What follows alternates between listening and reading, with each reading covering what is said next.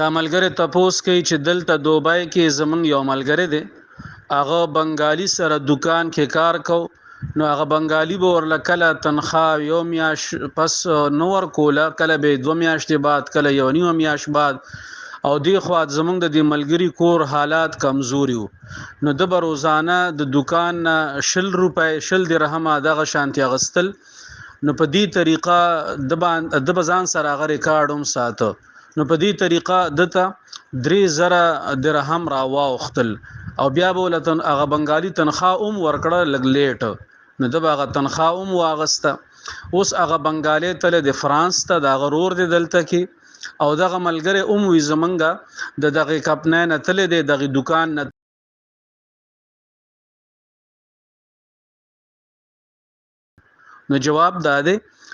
نو جواب داده چې چونکه دغه دکان د بنگالی ملکیتو نو بیا خو دغه مال دی نو د رور سره دی ورله ملاو شي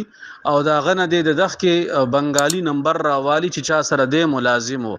او نن سبا خو کار آسان دی د واتس اپ رابطې دي نو سم مسله نشته هغه ته د پوره صورتحال وای او ورته دی ویم چې زه تا ته د پیسې واپس کول غواړم نو که هغه ورته معاف کین نو معاف به کی او که ورته وی چې راکېبه نو چې بیا ورته څه طریقې کار هغه خی کاغه ول اکاونټ نمبر را لیږي که ورته وی زما رور له ورکا نو چې څه طریقه ورته هغه خی نو په هغه طریقه باندې